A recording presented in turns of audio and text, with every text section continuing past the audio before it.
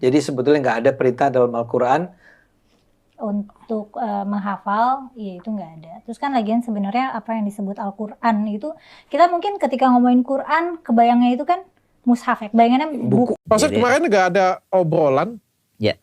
Tapi menarik ini. Ya. Ini menarik, itu coba diskusi ya Pak Ustadz ya. Pak Ustadz kan hafal Al-Quran. Insya Allah. Hafal Pak Ustadz? Insya Allah. Oke. Katanya sekarang untuk apa kita hafal Al-Quran lagi? Ya, Satu untuk ada logiknya juga ya. Iya. Kalau kayak zaman dulu kan kita pakai sempoa, berhitung harus. Zaman sekarang memang ya ada kalkulator, ngapain lagi kan? Betul.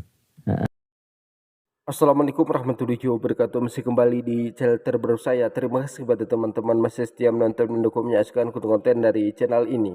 Tentunya kita sudah mendengarkan bagaimana cuplikan videonya. Jadi menurut si Kumela, di zaman era digital ini nggak ada lagi manfaatnya untuk menghafal Al-Quran. Bahkan si Kumela ini mengatakan menghafal Al-Quran itu sama saja seperti membeo. Dan seperti yang kita ketahui bersama dari pengakuan si Kumela ini, dia pernah mondok, hafal Al-Quran 30 juz dan pernah jadi guru ngaji juga.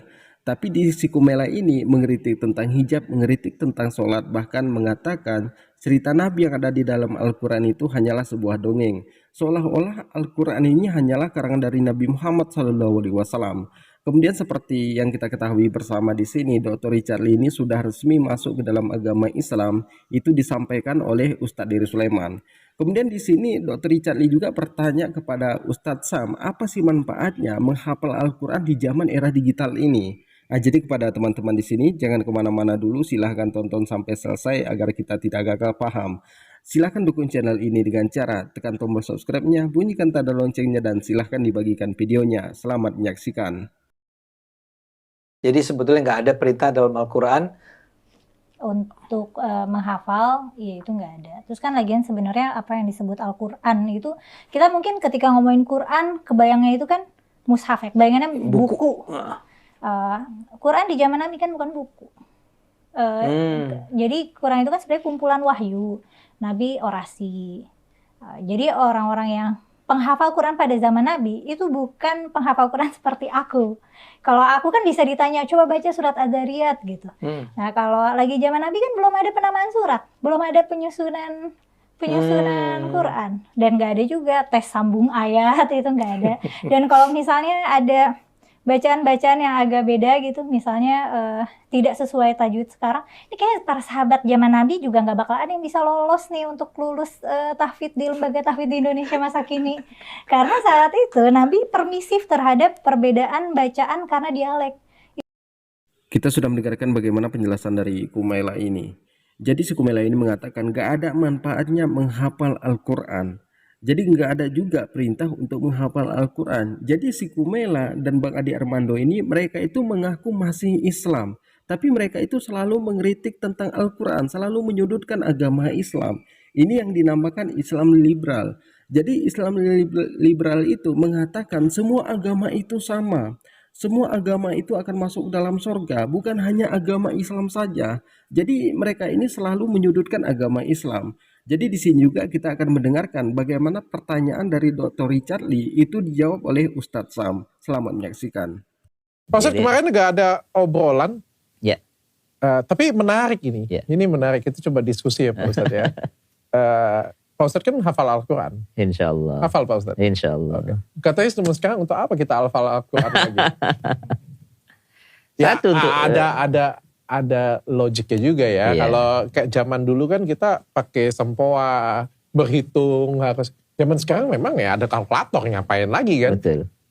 Ya kan? Kalau sekarang kan Al-Quran kan ada digital, mudah ditemuin, mudah dibeli. Kalau zaman dulu mungkin ya esensinya menghafal itu adalah dulu kan tidak ada alat tulis, itu sulit untuk ditemukan. Kalau sekarang kan gampang ditemukan, gampang dipegang. Untuk apa lagi dihafal? Dibaca saja.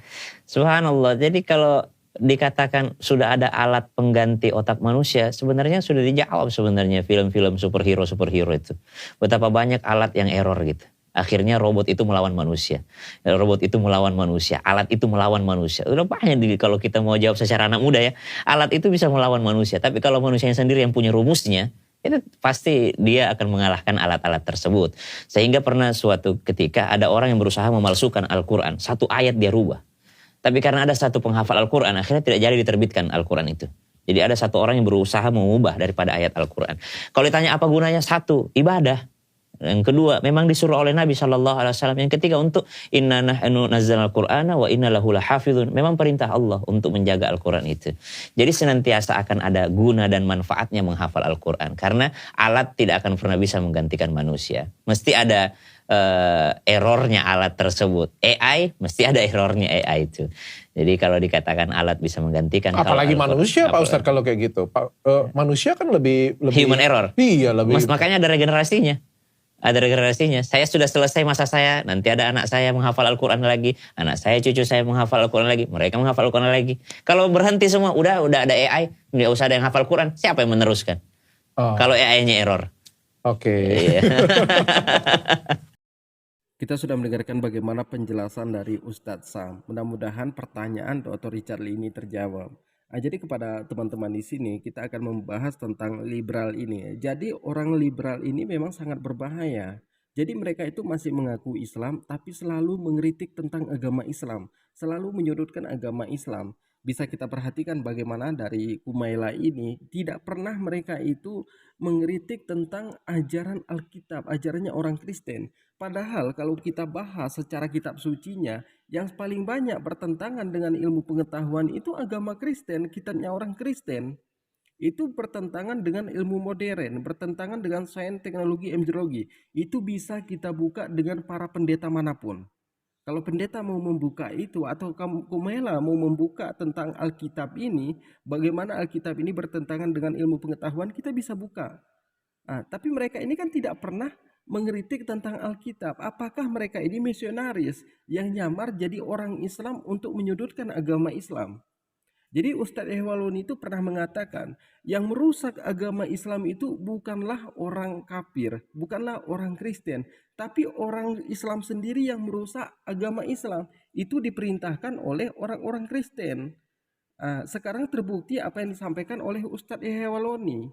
Jadi suku Mela ini, Bang Adi Armando ini mengaku mereka masih Muslim, tapi selalu menyudutkan agama Islam. Bahkan mereka itu tidak berani mengkritik tentang Alkitab. Kalau kita buka Alkitab itu bertentangan dengan ilmu pengetahuan. Artinya kalau bertentangan dengan ilmu pengetahuan, kitab suci itu tidak asli lagi. Itu sudah dicampur oleh tangan manusia. Tidak mungkin Tuhan yang menciptakan, tapi Tuhan tidak tahu bagaimana cara penciptaannya. Ini sesuatu yang aneh. Bukan kita itu membenci Bang Adi Armando atau Mbak Kumaila ini. Kita tidak membenci mereka. Tapi kita hanya menanggapi apa yang mereka sampaikan. Jadi kepada teman-teman di sini mungkin cukup sekian. Assalamualaikum warahmatullahi wabarakatuh.